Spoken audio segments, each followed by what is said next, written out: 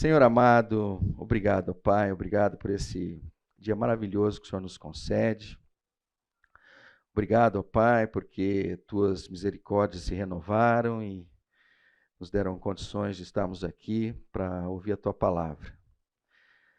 Senhor, fala aos nossos corações, algumas vezes cansados, outras vezes enfastiados, ó Pai, mas nos dá renovo, ó Pai. Nos dê condições, ó Pai, de que a gente possa te contemplar, te adorar, reconhecer que o Senhor é tudo nas nossas vidas e que esse tempo aqui seja um tempo de comunhão contigo e comunhão entre nós aqui, os teus filhos. Nós pedimos, ó Pai, suplicamos por isso em nome do teu amado Filho, Jesus Cristo. Amém. Amém. Gente, então estamos no quarto, penúltimo encontro nosso. E nos outros dois, a Glaucia chegou a comentar assim, eu acho que você repete muito, volta para trás para botar todo mundo no barco. Então hoje não vou fazer isso. Eu quero considerar o seguinte, se você é a primeira vez que está aqui, lógico que eu não vou penalizar você, mas aí você vem no intervalo e eu recapitulo se você estiver meio perdido aí no que está acontecendo. Então hoje a gente já vai direto para o assunto. Embora, como a gente não terminou esse assunto na aula passada, eu vou dar continuidade a ele aqui, né?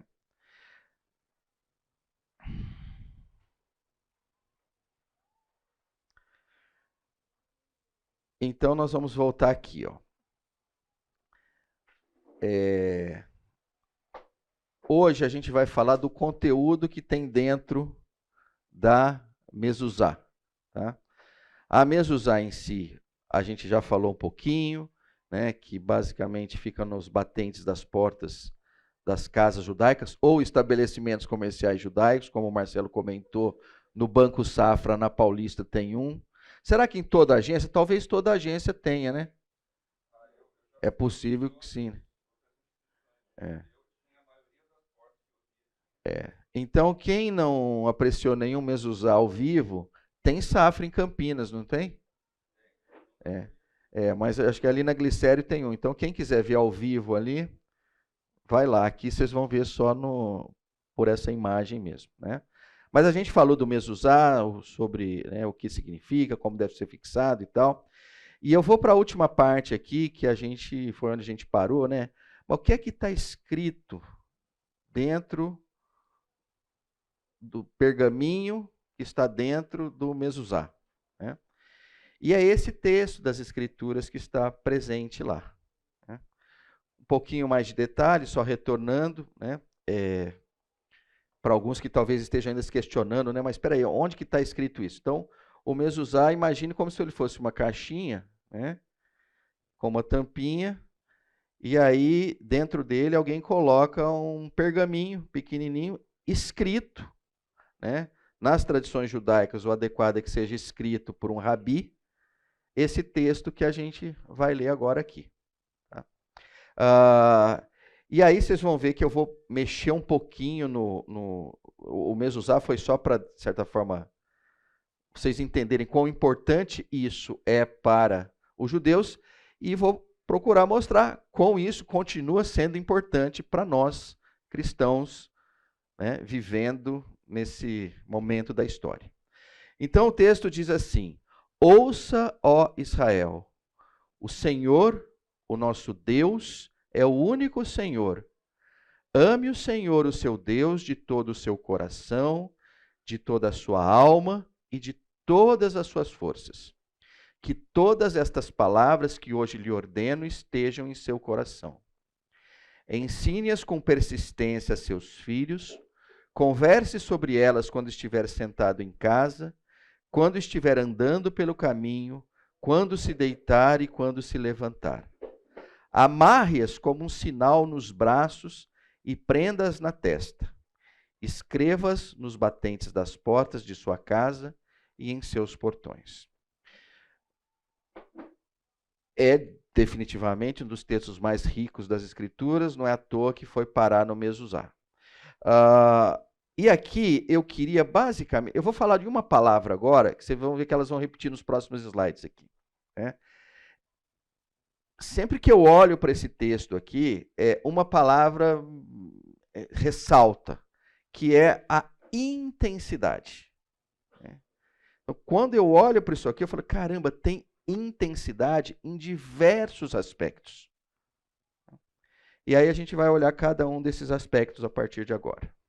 Então, o primeiro aspecto é a intensidade do ser. Né? É a intensidade humana. É a intensidade que o seu eu interior deve ser colocado. Então, isso está refletido ali no verso 5. Quando ele diz assim, olha, a intensidade que você deve amar ao Senhor é esta.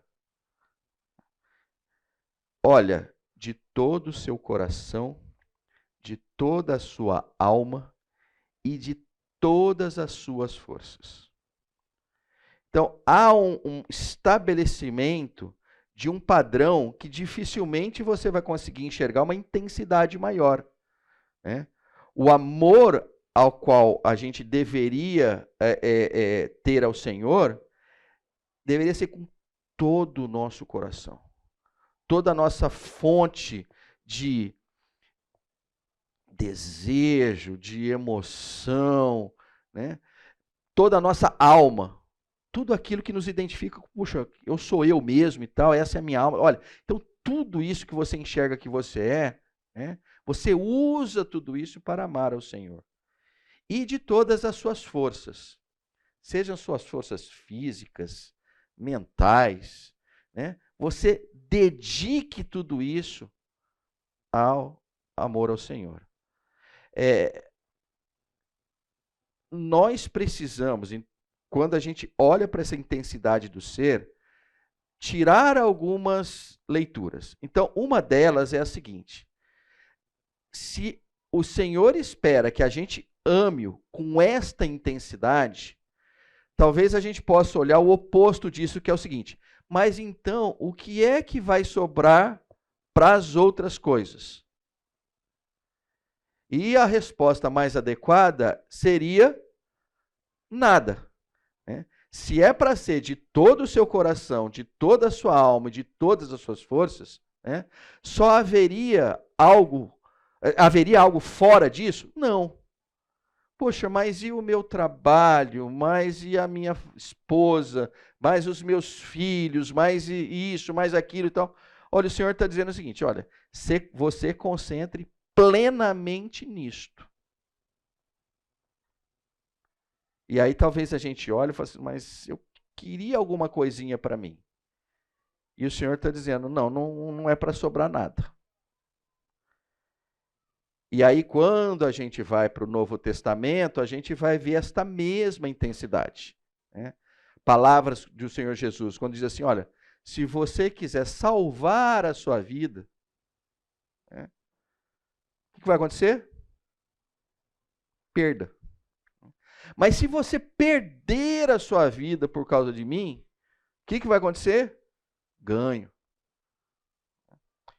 A gente precisa entender que a nossa vida espiritual, ela deveria ser a plenitude de nós. E as outras coisas, elas irão a reboque dessa plenitude que nós entregamos para o Senhor. Eu costumo dizer para algumas pessoas o seguinte, olha, quando você se encontrou com o Senhor permitiu que você se encontrasse com Ele, você já resolveu tudo na sua vida. Eu falo, mas como assim? Eu ainda não tenho emprego, ainda não casei, não tive filhos e tal. Vai acontecer um monte de coisa. Eu falo, não. Quando o Senhor preenche você pelo Espírito que habita em você, você é uma pessoa que, a gente acha que usa bastante esse termo, né? Resolvida. Né? Pessoas resolvidas são pessoas que entenderam que todo o seu coração, toda a sua alma e todas as suas forças estão dedicadas ao amor ao Senhor. É verdade que tem uma Shema estendida, que vem lá no Novo Testamento através do Senhor Jesus, né? Mas que a gente já vai ver daqui a pouco. Por ora, eu queria dizer o seguinte: nós precisamos entender que a dedicação da nossa vida interior ao Senhor tem esta intensidade, esta plenitude. Segundo ponto, aqui é fato que ele está falando de pais ensinando filhos, né? Eu talvez extrapole um pouquinho isso quando eu estou dizendo assim, olha, o chamado não é só na intensidade do ser, mas a intensidade no aprender. Então, esta é uma outra coisa que é interessante, né? O mundo moderno hoje fala em, como é que é? Educação continuada, é esse o termo, não é? Olha, educação continuada. Nós éramos felizes, né? Quando a gente tirava a graduação, né? O curso técnico, falou, bom, acabou o estudo, agora a gente vamos lá fazer aquilo que a gente aprendeu, né? E aí já chegaram os caras aí que perturbaram a nossa vida e disseram assim, não dá. Então, se você terminou a graduação, o técnico você faz a graduação você faz mestrado, doutorado e tal, e depois você continua estudando até o final da sua vida, né? E a gente ficou chateado, mas a gente já devia ter ficado chateado antes, porque o Senhor já estava dizendo assim, olha, o aprendizado comigo é continuado, né? Então, o conceito é de ensinar com persistência seus filhos, né? Não dá para a gente olhar e falar assim, poxa vida, mas quando é que acaba isso? Né? Quando é que tem um intervalo nisso? Né? No nosso caso, eu e Gláucia, a gente já tem as meninas que já são maduras, já são mulheres e tal. Mas a gente olha e fala assim, não terminou esse processo, né? Na medida que a comunicação ainda existe entre nós, a gente está o tempo todo envolvido, quer dizer, o tempo todo, em várias ocasiões, envolvidas com elas, em auxiliá-las em tomadas de decisão, seja no trabalho, seja com relação à família e tal. Então, o ensino, ele permanece. E ele é intenso, né? Essa intensidade se dá na continuação do verso 7. Olha como é que ele trabalha. Converse sobre elas quando estiver sentado em casa, quando estiver andando pelo caminho, quando se deitar e quando se levantar. Aí, a hora que você olha para essas 4 ações, né, diretas e tal, você fala assim, mas o que é que sobrou? Olha, sentado em casa, andando pelo caminho, ao deitar, ao levantar, nota que permeia o seu dia. A persistência aqui, ela é mais detalhada no contexto assim, olha, você está junto, está próximo, está ensinando. E se um está ensinando, o outro está aprendendo. Terceiro ponto de intensidade. Aqui eu vou pegar o mesmo verso 7. E eu acho interessante quando ele fala assim, converse sobre elas. Então aqui eu estou querendo ressaltar a intensidade do diálogo. Com que frequência nós falamos com outras pessoas? A princípio aqui, com que frequência nós falamos com os nossos filhos? E ele está dizendo assim, é bom que isso seja extremamente intenso, presente e constante. Né? É como se ao mesmo tempo ele tivesse assim, olha, aí falando mais talvez no relacionamento conjugal, não é para ter DR, né? É para a sua vida ser uma constante DR. Não é para a coisa aí ficando ruim, aí daí a pouco ficou tão ruim que precisa de uma DR. Não, já erramos, né? Porque se deixamos aquilo rolar, entendeu? A gente acabou saindo do propósito da intensidade, né? Então, diálogo é algo que precisa ser intenso. Na verdade, se a gente olhar com muito carinho, né, e uma coisa está definitivamente relacionada à outra, diálogo, ensino e aprendizado é tudo a mesma coisa, né? Quando nós estamos dialogando com o coração aberto e sincero com uma outra pessoa, há um processo de ensino, há um processo de aprendizado, há um processo de crescimento, há um processo de florescimento.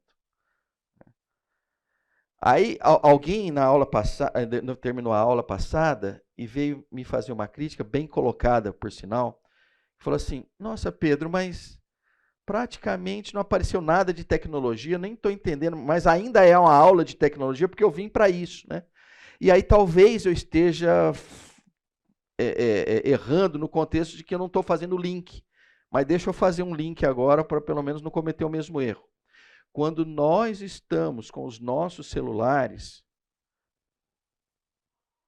com intensidade, nós estamos deixando de ter intensidade com esse mundo real de gente, né? Com esse mundo real da presença do divino em nós. Então, a substituição por máquinas, e aí volta aquele conceito, né? A exacerbação dos encontros personalizados vão consumir recursos que deveriam estar sendo dedicados a ter encontros pessoais. E olhando para Shema Israel aqui, encontros pessoais aonde o Senhor vai se manifestar. Então, só fazendo esse anteponto, hoje a gente, assim, essas máquinas concorrem pelo nosso tempo. E volta e meia, elas ganham. Eu vou dar um exemplo. É interessante, eu não estou vendo a Glaucia aqui. Ela não está aqui, né? Então posso falar mal dela. Então vamos lá. Se ela chegar, vocês me avisem, eu paro de falar, né? Não, brincadeira. Ontem, olha só que coisa, assim, eu não sei se vocês já tiveram a mesma visão que eu tenho, e ontem eu tive bastante. Ontem foi aniversário da mãe da Glaucia. Aí nós fomos para Itajubá.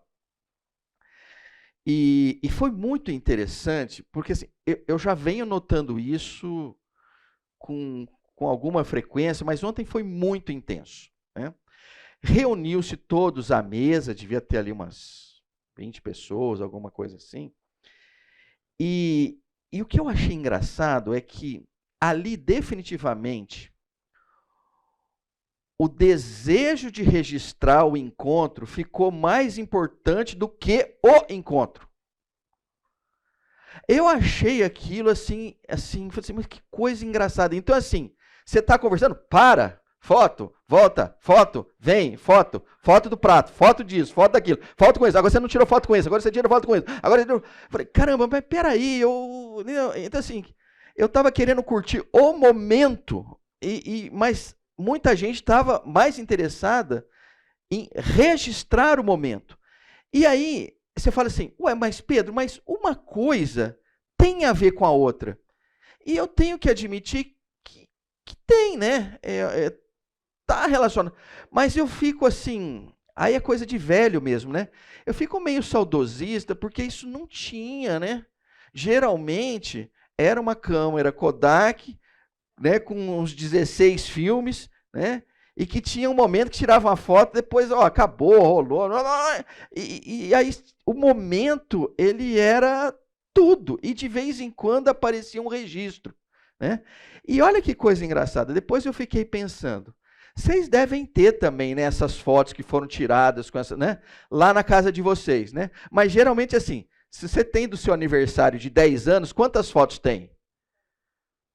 10 fotos, 16, 2.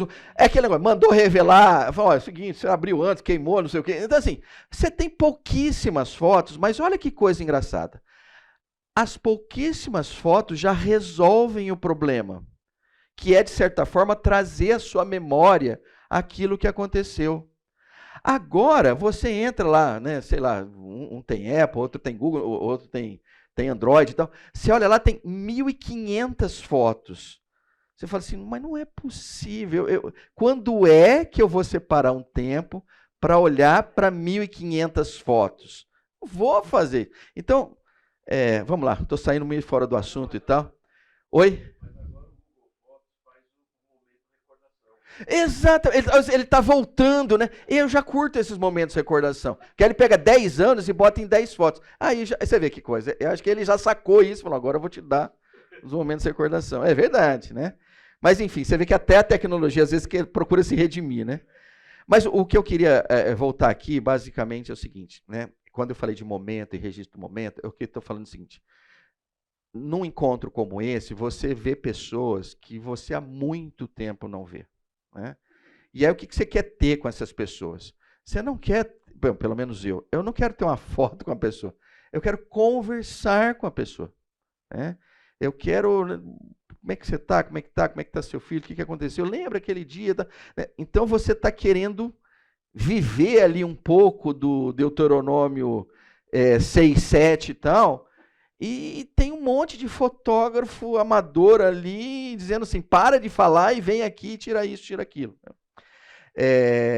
Mas enfim, é só um aspecto de que a tecnologia às vezes até nos impede e começa a concorrer com a gente.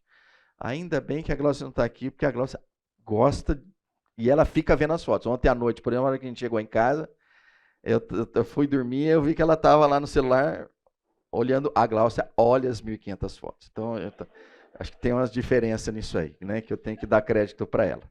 Né? Mas, enfim, então eu queria chamar para essa terceira intensidade, a intensidade do diálogo, da conversa. E aí, antes de passar para o próximo, uma pergunta que eu faço para vocês, não precisam me responder aqui, mas é a seguinte, olha, na última semana, quantas conversas que você teve, que você pode dizer assim, conversas de crescimento, onde o Senhor estava, de certa forma, presente ali, e eu estava ou cuidando de alguém, ou encorajando alguém, ou chorando com alguém, ou rindo com alguém.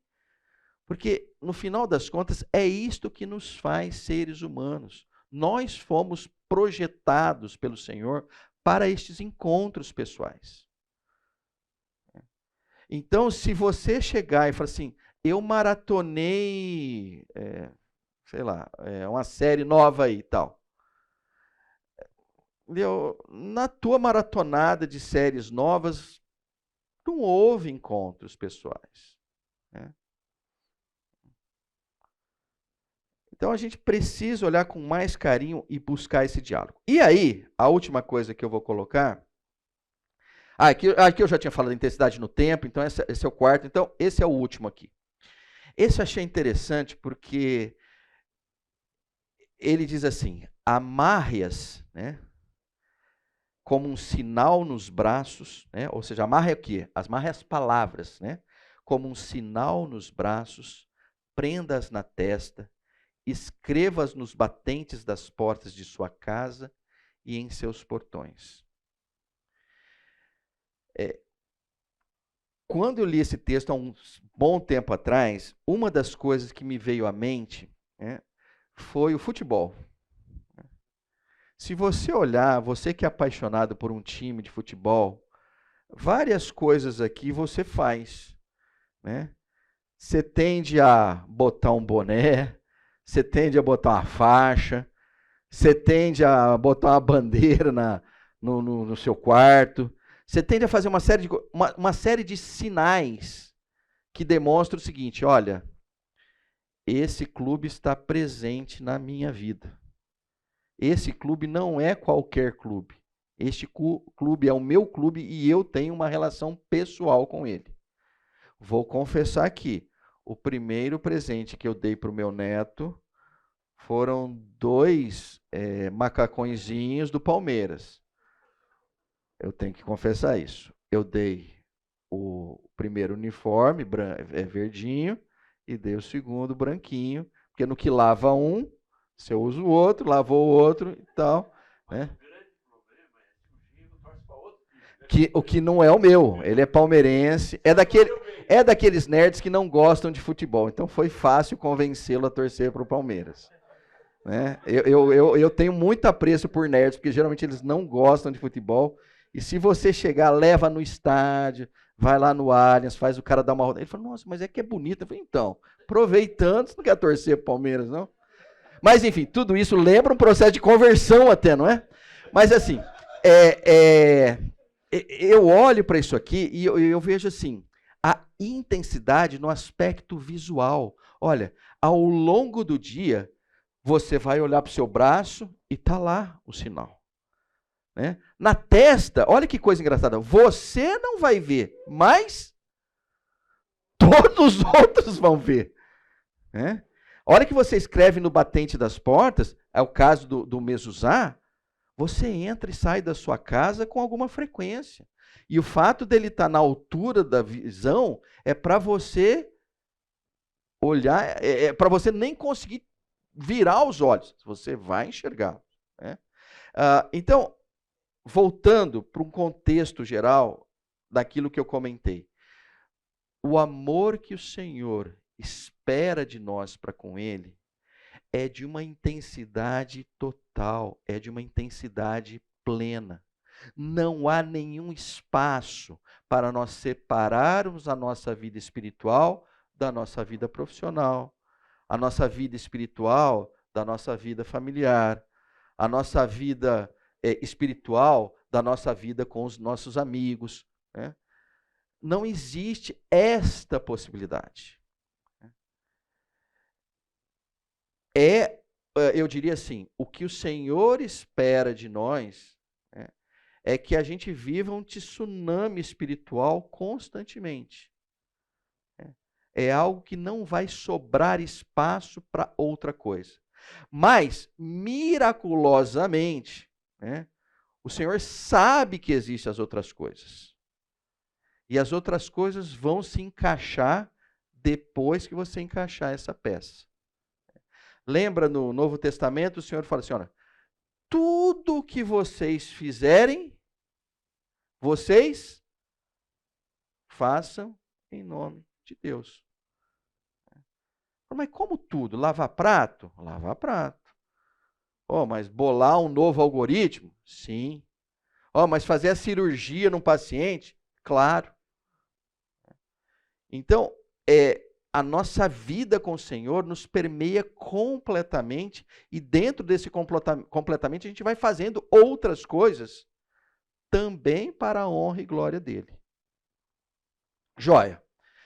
Agora vou falar um pouquinho, eu tinha mencionado, você vê que o Shema Israel, a gente pode olhar e falar assim, não, Pedro, você está falando coisa de judeu, de judeu, já não é mais, a gente está na nova aliança, a gente não está mais na velha aliança.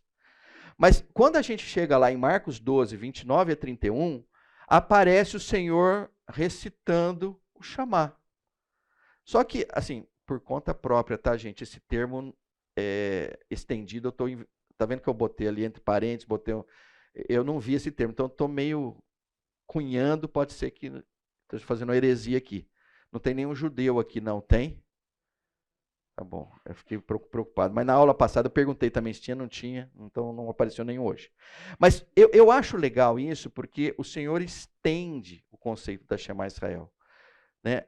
Então, vamos lá, respondeu Jesus, o mais importante é este, ouça, ó Israel, o Senhor, o nosso Deus, ó Israel, o Senhor, o nosso Deus, o Senhor é o único Senhor. Ame o Senhor, o seu Deus, de todo o seu coração, de toda a sua alma, de todo o seu entendimento e de todas as suas forças. O segundo é este, ame o seu próximo como a si mesmo. Não existe mandamento maior do que estes. Então, há uma revalidação da Shema. Seja na antiga aliança, seja na nova aliança, a intensidade do amor é a mesma, mas com duas coisas estendidas, que a gente talvez possa dizer o seguinte, olha, é mais intenso ainda. E a primeira delas é de todo o seu entendimento. Olha que coisa interessante. Se você vai lá em Deuteronômio 6, ele vai falar de todo o seu coração, de toda a sua alma e de todas as suas forças. Nessa o Senhor diz assim, e de todo o seu entendimento. Gastei um tempo razoável para entender porque se lá era 3, o Senhor resolveu botar 4. Aí é aquele negócio que eu acho que os teólogos, né, tem assuntos que os teólogos amam, né? Aí você vai lendo, lendo, quanto mais você lê, mais confuso fica, porque as pessoas vão tendo visões diferentes, né? Então eu vou ficar com uma que eu confesso que eu achei ela mais interessante para trazer para vocês aqui. E aí ele trabalha com o conceito de todo entendimento para dizer assim, ó, estou trazendo com mais intensidade a razão de vocês para dentro da Shema. Não que o coração não trabalhe com o conceito de razão, mas é como se fosse uma ênfase adicional ali em cima de, olha, usa a sua cabeça para amar ao Senhor também. Então, esse eu olhei e falei assim, poxa vida, o que eu posso dizer por experiência própria é que volta e meia a gente usa a cabeça da gente para amar o Senhor. Eu falei, bom, então eu acho que tem uma experiência, um pouco da experiência prática e me faz sentido, né? Outros dizem assim, olha, o Senhor colocou isso porque já estava toda aquela preparação para, como é que fala, a cultura greco-romana, a cultura helênica e tal, que tinha uma, vamos dizer assim, uma ode, um louvor ao aspecto da razão e tudo mais e tal. Aí o Senhor aproveitou e falou, não, bota isso aí adicional também. Mas enfim, essa é a primeira. E a segunda, né, a extensão, é essa que é uma clareza absurda, né? Lembra que quando foi perguntado a ele qual era o maior mandamento, ele poderia ter parado no primeiro, né? Mas ele chegou e falou, olha, vou jogar um segundo nesse negócio aí, né? E o segundo é este: ame o seu próximo como a si mesmo. Não existe mandamento maior do que estes. Posto isso, né? A gente olha e vê o seguinte: quando nós estamos. Aí vamos pegar situações corriqueiras. Eu vou pegar de ontem. Ô, Glau, já falei mal de você, aproveitei que você não estava. Mas agora eu vou. Agora tem que falar bem, né? Não, não precisa, não, porque você não ouviu. Mas assim, ontem eu achei engraçado, porque assim, a gente foi num restaurante. Aliás, deixa eu só fazer uma coisa que eu acho assim, muito legal. Vou falar bem da sogra agora, tá?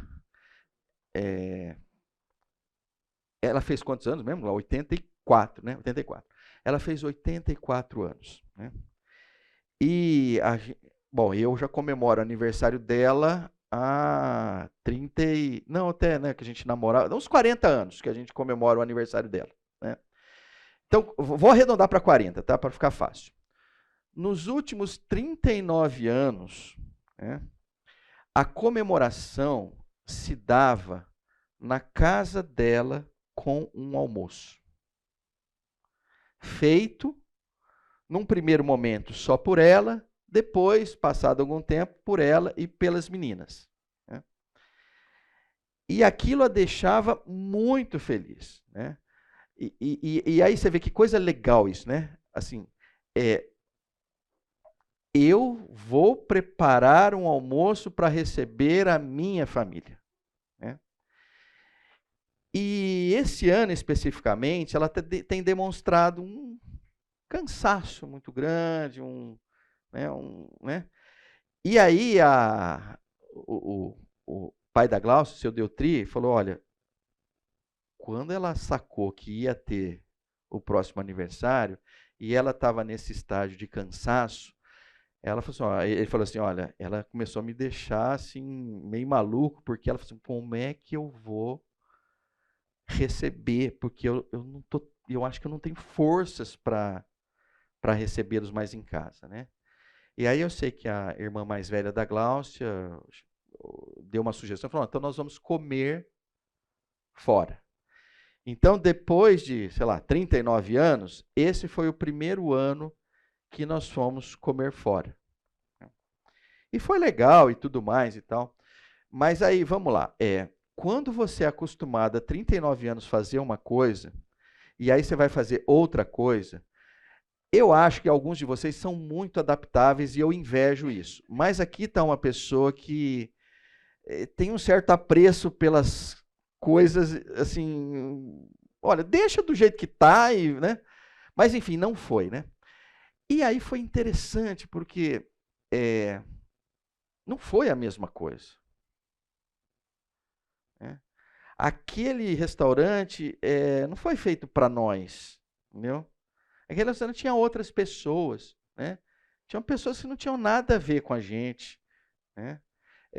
O próprio período de oração é sempre um período um pouco mais constrangedor, porque como tem várias pessoas em volta, você não tem a liberdade de orar até a comida esfriar, né? O que nesse sentido é uma parte boa, mas enfim. Mas você nota ali, você fala assim, isso aqui não é a casa dela. Com certeza ela ficou grata, eu não tenho dúvida nenhuma. Mas com certeza tem uma perda nesse processo. Uma perda assim, era na minha casa. Agora eu não consigo fazer mais na minha casa. Agora é num outro lugar que não é a minha casa. Por que eu digo isso? Porque assim, eu vou voltar. Às vezes, eu não sei se acontece isso com vocês, comigo acontece bastante. Algumas coisas na vida, e quando eu falo coisas, não são gente, não é coisas na vida, elas começam a ganhar uma. E aí não é personificação, não, é um aspecto pessoal que aquilo não representa para você só mais um objeto. É algo além de um objeto. Vou dar o exemplo da casa, né? Eu não sei quantos de vocês moram na mesma casa, mas eu imagino que. Não, tem um que acabou, tem dois ali que acabaram de mudar, não sabem do que eu estou falando. Não, mas vão saber sim. Né? Quando você fica muito tempo numa casa, vocês já notaram que aquela casa já não é mais uma casa? Às vezes aqueles objetos que estão lá na sua casa não são mais meros objetos. Né? Tem um contexto de absorção daquilo, e você fala, não, aquilo ali é só um quadro. Não, para mim não é só um quadro. Para mim aquele quadro tem uma história. Né? A hora que tem uma história, aparecem pessoas. Né? Por que eu estou falando isso? Basicamente porque é o seguinte, a cultura judaica ela tem muito disso. Né? De trazer um símbolo e de dar um significado para esse símbolo que transcende o símbolo em si. Bom, vamos lá. E por que eu estou dizendo isso? Porque isso de alguma forma, né, isso revela o nosso amor pelos outros. Quando eu tenho um colega que diz assim, puxa vida, eu gosto tanto do fulano de tal que eu já criei apego. Né? Então eu vou usar essa palavra apego, né, para dizer para vocês o seguinte, vocês estarão no caminho certo. E quando eu digo caminho certo, é o caminho que o Senhor deseja. Quando você olhar e falar assim, eu tenho apego a algumas coisas ou a algumas pessoas. Né? Isto é um sinal de que você fez uma história. Isto é um sinal de que é muito provável que você se doou, que você se entregou, que você investiu tempo, que você chorou com aquela pessoa, que você riu com aquela pessoa. Né? Eu estou olhando para o Marcelo agora. Eu já botei uma foto aqui, dessa vez, da Koinonia onde você aparece? Então foi num dos slides que não deu tempo. Né? Mas assim, quando eu tirei a foto, eu nem sabia. Quando eu botei no estudo, eu nem sabia que o Marcelo ia estar aqui, né? Mas a hora que tinha foto e estava o Marcelo, e a hora que ele entrou aqui, cara, dá um. Eu ando meio chorou, o negócio está meio complicado na minha vida, mas assim, eu falo assim, que coisa legal, né? Quanto tempo faz que você estava na nossa Koinonia? 20 anos. Cara, é lindo isso. Né? Então, isso eu só estou dizendo para você olhar e falar assim, Pedro, eu não tenho nada disso. Fala, olha, provavelmente a sua relação está sendo com o seu celular nos últimos 10, 15, 20 anos. Você está carente de encontros pessoais. Né? Então, isso é só para dizer o seguinte, olha, olhe com carinho a sua vida. Né? e veja o seguinte, como é que é? Você criou relacionamentos? Ah, mas como é que eu sei que eu criei? Basicamente isso. Olhando, falei, cara, esse estava comigo, né, lá na dureza. Quando ele não tinha um tusta no bolso, estava comigo. Né? Ah, esse estava assim, estava assim. Então, esse aspecto, né, ele, na minha leitura, é uma demonstração muito clara da misericórdia e da graça de Deus que nos permitiu que a gente se dobrasse diante dele e que ele nos capacitasse a amar outras pessoas, né, a se doar a outras pessoas. Né? E é engraçado, porque assim, vários de vocês eu olho aqui e vocês transcendem demais serem alguém que veio na classe. Para mim, vários de vocês não são. Ah, vim aqui na classe do Pedro para ouvir sobre um assunto tal. Eu olho para vocês e falo, nossa, mas olha aquela história ali, olha aquela história ali, olha aquela história ali, olha aquilo ali. Olha... Ixi, olha quando eu manquei com fulano. Vixe, ali, nossa, deu uma zica com o ciclano. Né? Mas isso tudo é um significado de que você... Aí volto lá, eu sei que eu estou comendo um pouquinho de intervalo, mas é só um minutinho, para dizer o seguinte, se você contemplou, lembra que a gente falou de explorar e contemplar? Se você contemplou, é muito provável que você amou. Se você só explorou, é muito provável que você olha e fala assim, podia estar vocês aqui, podia estar outros aqui, e o meu negócio é dar o estudo e acabou e pronto. E é muito triste isso, é muito deprimente. O Senhor não nos fez, o Senhor nos fez para relacionamentos relevantes, profundos, significativos. Vamos ter mais um desse tipo de encontro no café agora. Bom, aqui é só um pequeno resumo daquelas 4 dimensões do Shema, de todo o coração, de toda a sua alma, de todo entendimento e de toda a sua força. Tá?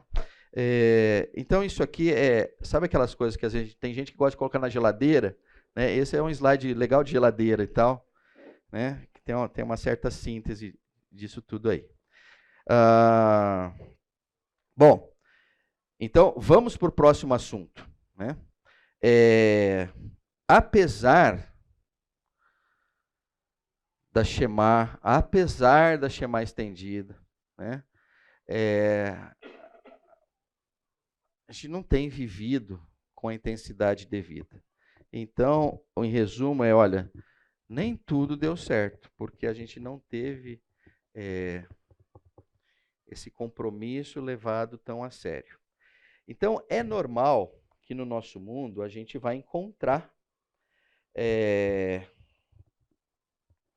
essas atitudes aqui, né? A gente vai ver que no mundo, né? E aí talvez até para olhar de uma forma mais clara isso aqui, procure ser talvez um pouco mais introspectivo e olhar e falar assim, puxa vida, já sofri alguma coisa desse tipo aqui? Já sofri abuso? Já sofri rejeição? Já fui manipulado? Já sofri violência? Né? Já sofri ausência, né, de alguém que deveria estar presente, mas não esteve presente? Né? Eu ia dizer muito provável, mas assim, é certo que todos nós já vivemos. Se não essa lista toda aqui, uma parte expressiva dela. Né? E eu procurei colocar com essas bolinhas assim, justamente para dar o contexto assim. Tiveram intensidades diferentes. Né? Alguns foram violentados mais do que outros, alguns foram abusados mais do que outros, alguns foram rejeitados mais do que outros, alguns foram manipulados mais do que outros, né? E então essas coisas, elas criaram em nós marcas, né? Traumas, né? Medos, que muitas vezes acabam nos impedindo, né, de amar ao Senhor e ao próximo como a gente deveria amar. A gente tem o famoso instinto de sobrevivência, né?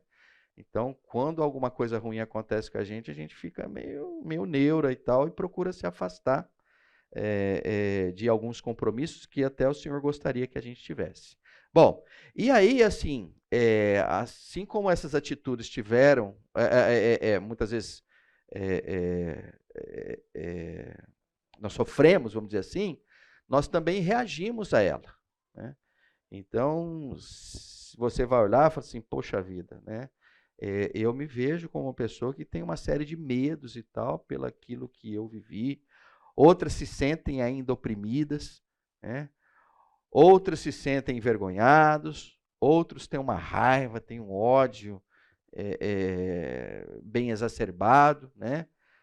Outros são mais malandros e tentam viver uma vida mais de falsidade e não se apresentar como realmente é para com o outro, com medo de, poxa, vai que eu me mostro vulnerável, o cara se aproveita de mim e tal.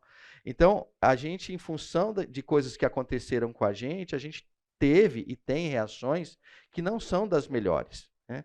E isso, de alguma forma, toca a todos nós. E talvez, para complicar um pouquinho mais, toca todos nós, mas em diversos momentos da nossa vida. Então vai ter momentos que você fala assim, naqueles momentos eu era oprimido. Já não sou mais. Nossa, mas já tive momentos que eu não tinha medo. Hoje eu tenho, né?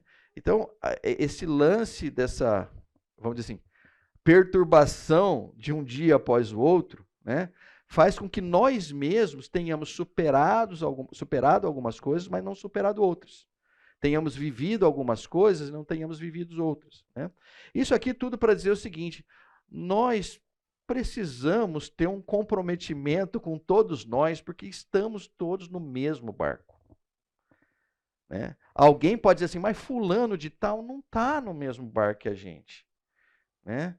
Olha, de certo grau, todos estão, porque todos são caídos, né? E se alguém está muito bem, deixa eu dizer uma coisa, é provável que ela esconda melhor do que você, talvez, né? Não existe o contexto de estou realizado aqui na face da terra e alheio a todas essas atitudes negativas para comigo, e em função disso, essas reações não existem na minha vida. Mas o ponto é o seguinte, né? Isso que a gente está falando, Paulo em Efésios fala melhor do que as minhas ilustrações aí. Então ele diz assim, vocês estavam mortos em suas transgressões e pecados, nos quais costumavam viver, quando seguiam a presente ordem deste mundo e o príncipe do poder do ar, o espírito que agora está atuando nos que vivem na desobediência. Anteriormente, todos nós também vivíamos entre eles, satisfazendo as vontades da nossa carne, seguindo seus desejos e pensamentos.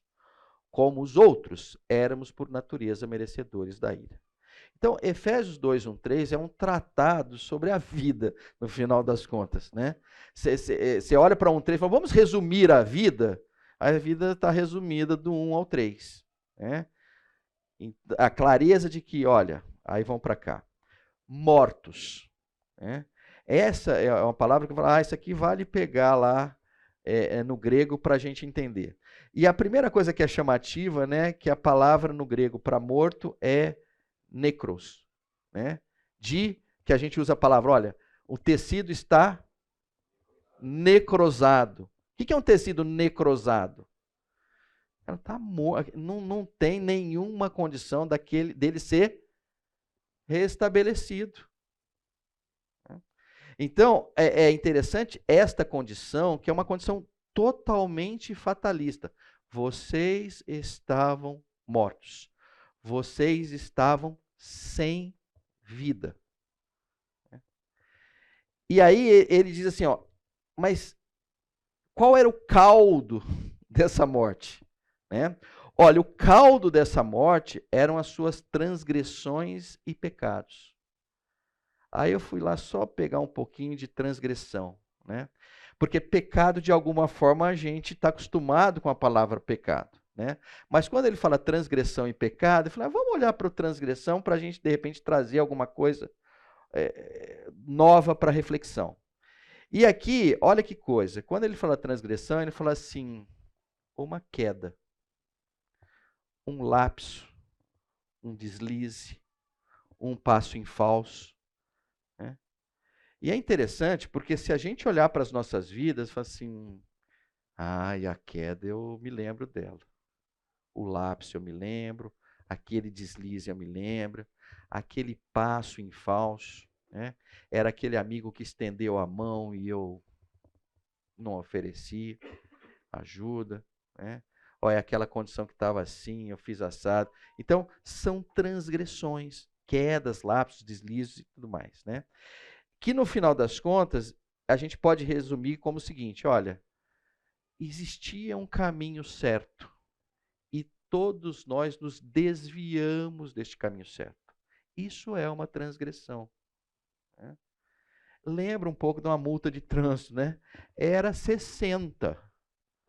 Eu passei a 90. Olha, não era para buzinar na frente do hospital. Eu buzinei. Ah, não era para eu passar no vermelho. Eu passei. E aí, cada uma dessas, pode olhar, vai ter uma explicação. Não, mas eu buzinei porque aconteceu isso. Eu passei no vermelho porque aconteceu aquilo, né? E aí o Senhor olha, né? E continua encarando isso como transgressão. Porque o certo era algo e eu me desviei desse algo e fiz errado. E uma outra coisa que eu achei muito interessante aqui, que também tem a possibilidade de você ler a transgressão como vaguear, né? Achei interessante isso, porque assim, o que é uma pessoa que está vagueando, né? Ela está sem um propósito definido, sem uma clareza definida, né? Então ela vagueia, né? Ela perdeu um propósito, ela perdeu o caminho certo, né? E vamos olhar, todos nós passamos por isso, né? E o Senhor foi lá e falou assim, vamos resolver o seu problema. Vou me deixar ser visto por você. Você vai até achar que você me aceitou, mas na verdade eu fui lá te catar, porque você estava vagueando. Você não ia achar o caminho por conta própria. E eu fui lá e te dei condições para que você me observasse, me visse. Você olhou para mim, criamos um relacionamento, um compromisso e tal, você se entregou para mim. Agora nós andamos juntos, né? E agora, volta aquele contexto. Olha, o amor que nós vamos ter um para com o outro é um amor totalmente comprometido. De todo o coração, de toda a alma, de todo entendimento, de toda a força. O nosso pacto agora é extremamente intenso e eterno. Bom, aqui eu não sei, vamos lá, vamos um pouquinho só. Ainda na velha vida, quando eu disse que esses 3 versos, de certa forma, é um tratado sobre o mundo, sobre a história, né? Vale a pena olhar para o seguinte aspecto, que ele está dizendo assim, olha, existe uma ordem neste mundo, que não foi a ordem que eu coloquei. Foi a ordem que Satanás colocou.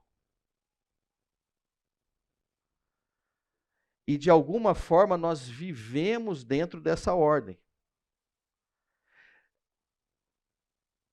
Vamos pegar um exemplo que eu já dei, acho que nas 2 aulas anteriores. Vamos lá, né?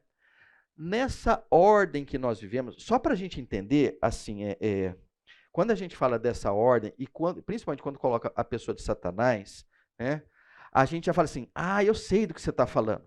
É a ordem da violência, é do estupro, é do não sei o quê. Claro que é, mas é um pouco mais do que isso, né? É a ordem da justiça sem graça. Então, eu pergunto para vocês, quando que vocês receberam um salário de uma empresa que vocês não trabalhavam para ela? Não é comum, né? A ordem qual é? A ordem está estabelecida. Você recebe um salário da empresa que você trabalha, né? Eu vou dar um exemplo que às vezes tem umas coisas, vislumbres de graça. Esses dias eu estava no aeroporto, eu achei aquilo, mas assim, falei assim, mas que sacada. Mas você vê que coisa, a gente acaba não acreditando muito na bondade do ser humano, então talvez tenha uma coisa por trás. Mas o fato é o seguinte, é que eu não soube e que deu uma impressão que era que era graça. Tava lá e os voos estavam atrasados. Eu vou falar o nome das companhias, é meio complicado eu falar o nome, porque aí vai que um trabalha numa. Vamos lá, tinha uma companhia, eu ia falar as cores da companhia, mas aí já dá, não. Nossa, enfim, tinham duas companhias regionais, tá? Regionais, né? E numa delas, todos os voos estavam atrasados, mas uma delas chegou e anunciou lá no sistema de som o seguinte: olha, queríamos desculpar porque está tendo um problema meteorológico, os aviões, mas, né, nós estaremos oferecendo para vocês uma bebida, um refrigerante, e a hora que eu falar o que vai dar, vocês já vão saber. Ah, não tem jeito. Batatinha, para quem não quiser, como é que fala? A goiabinha, não sei o que lá e tal, né? Aí eu falei assim, pô, o cara fez um pontão, que legal. Ele falou assim, e isto está aberto a todos que estão no saguão, e não só aos nossos passageiros. Né? Ô, gente, vocês já comeram a goiabinha, acredito eu, vocês já comeram. Não é nada maravilhoso, mas assim, aquilo eu falei assim, que coisa linda. Né? Você fala, caramba, é um cheirinho de graça. Né? Aí, é aquilo que eu falei, né? Pô, mas o cara estava sendo esperto, porque aí na próxima vez. Que seja, mas não é um negócio lindo? Você fala assim, que coisa chique, né? E isso não é a ordem do mundo. A ordem do mundo é assim: se você quiser receber a bolachinha e tal, apresente o seu cartão de embarque, tal, né? E isto é o que eu quero dizer assim, essa é a ordem do mundo. E nós estamos acostumados com ela. Mas quando alguma coisa sai dessa ordem e ganha meio um caráter divino, isso impacta. Aí volta lá na primeira aula, quando a gente comentou o seguinte, quando o Senhor fala assim, eles conhecerão que vocês são os meus discípulos, se vocês amarem uns aos outros. Essas expressões de amor, elas não fazem parte da ordem deste mundo. Né? De alguma forma, tudo bem, o nosso grupo até não é tão heterogêneo assim, mas existe uma heterogeneidade na igreja. Tem gente que tem mais dinheiro, tem gente que pagou os boletos, tem gente que não pagou os boletos, tem gente que veio com carro X, tem outro que veio com carro Y, mas na medida que nós convivemos, né, a gente olha e fala assim, olha, só uma coisa interessa, né, o fato de nós nos termos rendidos ao Senhor. Né, e o Senhor diz assim, ame esses que estão perto de você. Independente da posição social, independente da cor, da raça. Não existe. Né? Eu fico achando legal quando o cara fala assim, então, o mundo precisa ser mais inclusivo. Eu falei, cara, mais inclusivo do que Jesus Cristo, não existe essa possibilidade. Né? Aliás, ele apanhou muitas vezes por ser inclusivo. Então, às vezes, mas o cristão tem que ser inclusivo? Olha, o cristão tem que seguir a Cristo. Cristo incluía quem? Hoje, e assim, confesso que a gente tem dificuldades. Alguns incluídos, você fala assim, poxa, mas eu não estou acostumado com isso. Eu não tive exposto a isso. Mas você vai ter que aprender. Né? Eu acho que foi num intervalo aqui que eu estava brincando. Já foi mais fácil você resolver o problema de pessoas que você não gostava na igreja. Eu, na época de Itajubá, os que a gente não, quer dizer, os que a gente não queria, vamos lá, vamos com calma assim, né? Alguns perturbavam a ordem ali e a gente não queria eles dentro da igreja. Era o caso dos bêbados. Né? Então, geralmente tinha um diácono que ficava na frente da igreja ali, na entrada, porque chegou o cara todo trolladão, ele falou, ai meu Deus, está tendo culto e tal, né? Então ele pegava, arrastava para o cara no canto, ficava ali e tal, né? Aí eu falei assim, olha, bons tempos aqueles, né? Você fazia a coisa errada, mas de uma forma eficiente, né? Agora, até fazer a coisa errada está difícil, porque agora são outros, que não são exatamente bêbados, mas que a gente olha e fala assim, mas como é que inclui esses caras? Não tenho a menor ideia. Né? Mas nós vamos ter que aprender, porque a essência do cristianismo é a inclusão. É a essência dele. Né? Mas vamos lá, vamos para frente. Seguiam a presente ordem desse mundo e o príncipe do poder do ar, o espírito que agora está atuando nos que vivem na desobediência. Né? Aí eu montei esse desenho aqui. Vamos ver se eu consigo explicar isso. Né? Aqui, eu vou começar pelo final. Né? Vou tentar explicar o que é essa sigla aqui, tá? Que já o pessoal já usa outras siglas, mas essa foi uma das que mais foi dita. Aqui é Facebook, aqui é Netflix, aqui é Google, aqui é Apple e aqui é a Amazon. Tá? Então, assim, eles pegaram e falaram, vamos fazer uma sigla aqui. Então, aqui o que eu quero dizer é o seguinte, aqui é aquela turminha do Vale do Silício que mexeu a nossa vida por completo, que assim, que não existe nenhuma possibilidade da gente... A gente não consegue imaginar o que seria a vida sem esses caras. Né? E aí o pessoal diz assim, falou, olha, esses caras aqui, de uma forma mais intencional, menos intencional, mais no acaso, menos no acaso, eu não vou entrar nesse detalhe, mas é o seguinte, eles foram extremamente beneficiados por essa maluquice que tem no mundo, que é aquilo que eu comentei ali. Olha, as pessoas estão com raiva, as pessoas estão com medo, as pessoas estão desconfortáveis, em função de tudo aquilo que a gente comentou, de violência, de abuso e tal. Né? E aí, essas pessoas que estão nessa condição, buscam nas invenções desses caras aqui, viver nesse ciclo. Olha, vamos fugir para uma realidade, né? Então eu vou fugir para as redes sociais, eu vou fugir para jogos de computador, seja no celular, seja aqui, seja ali. Olha, eu vou fugir disso. Né? No momento que eu fujo, aquilo me traz um alívio imediato. Né? No que me traz um alívio imediato, lá na frente vai me trazer um vazio. Porque ali eu não tive encontro pessoal, eu tive um encontro personalizado, como a gente está dizendo. E no final aquilo me traz solidão. E de repente eu continuo nesse ciclo. Fuga, alívio, vazio, solidão, fuga, alívio, vazio, solidão. Né? E esse é o ciclo que eu estou procurando chamar aqui. Ó, esse é o ciclo da velha vida. Ou seja, esta é a nova ordem, a velha ordem novamente estabelecida, ou melhor dizendo, essa é a velha ordem tecnologicamente criada para que nós não nos encontrássemos com o Senhor e não nos encontrássemos com os outros. E aí, depois eu fiquei pensando, eu falei assim, bom, Pedro, você acha que é nessa sequência aqui? Eu falei, então, eu achava. Mas aí depois eu falei assim, não, mas eu acho que tem a outra sequência. Né? Esses caras, sabendo daquilo, eles empurraram a gente para isso. Né? Aí depois falou, mas então qual que é o melhor? O melhor é esse. Né?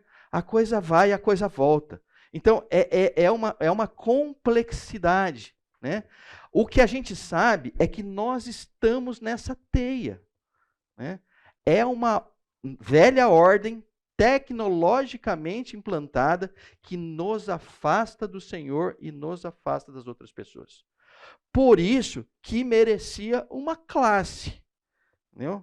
Porque é difícil. Vamos lá.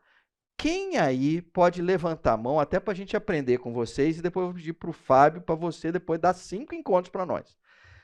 Não vive uma realidade, pelo menos num grau mais leve, do que está aqui.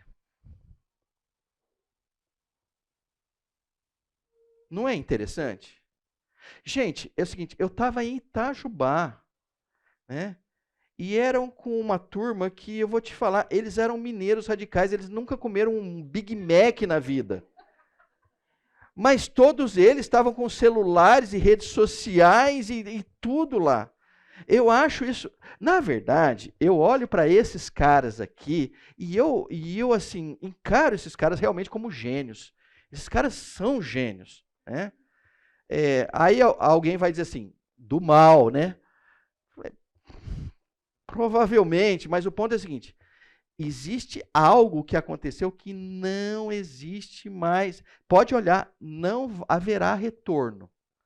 Então, a nós cabe o quê? Aprendermos a viver dentro desse contexto aqui, né?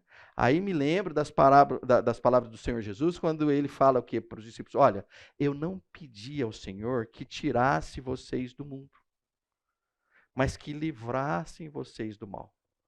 Então, gente, não adianta. Eu já vi alguns irmãos falando assim, mas eu não tenho Facebook, né? Aí eu geralmente falo assim, bom, 1 dividido por 7 bilhões, geralmente não dá um número muito grande. Falei, meu filho, o fato de você não ir para o Facebook, entendeu? Entendeu? Não resolveu o problema, né? O problema é que o mundo foi para esse negócio. E o mundo vive essa realidade, né? Então nós temos que entender essa realidade e saber assim, como é que eu me contraponho a ela, né? Como é que eu vou ser uma contracultura nisto? E se pensar bem, não mudou nada. O cristianismo sempre foi e sempre será contracultura. Se a gente olhar os evangelhos, a gente já vai ver o quê? Existia uma cultura farisaica estabelecida por séculos e séculos. E o Senhor falou assim, nós aqui vamos inverter, nós vamos criar uma nova ordem, né? E aí, só para complementar, para parar de falar nesse lance de ordem e tal, é muito lindo, porque quando o Senhor chega e estabelece a nova ordem, em várias passagens, mas uma que está me vindo à mente agora, que acho que, se eu não me engano, até na aula passada a gente colocou, né? Que ele fala assim, olha, no mundo, né, a sacada ali é você ser servido, né? A autoridade é o seguinte, ó, se você está acima, né, o que está embaixo serve você. Aí o Senhor diz assim, olha, na minha ordem é invertido. Você quer ser grande? Quero. Então você serve todo mundo, né? Então é esta ordem que precisa existir nos nossos corações e na nossa vida. E aí conecta-se completamente com o quê? Amor, né? Então a intensidade do nosso amor vai mostrar com clareza para o mundo e para aqueles que estão ao nosso redor o seguinte, esta pessoa não pertence a esse mundo, ele está fora da ordem, né? E aí você tá vendo como é que vai juntando os pontos?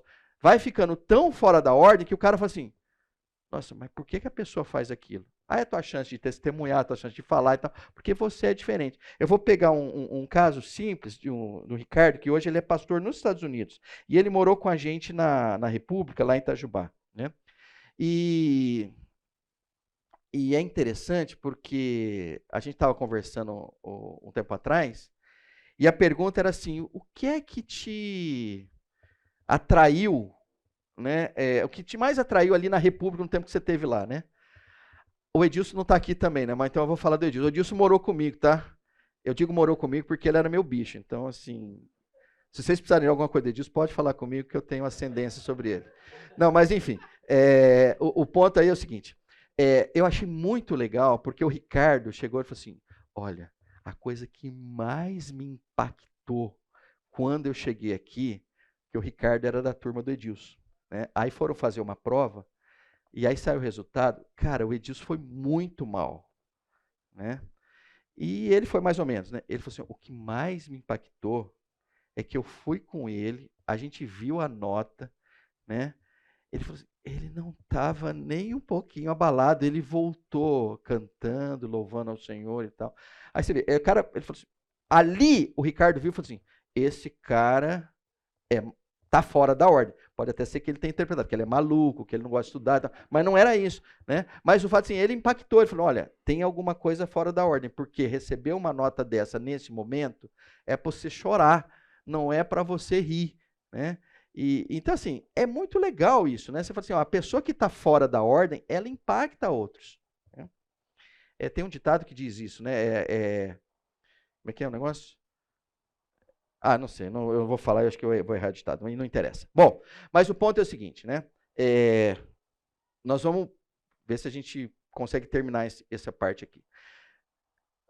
Efésios 2, de 1 a 3, é aquilo que eu falei, para mim é um compêndio, vamos querer entender o mundo, tá lá, né?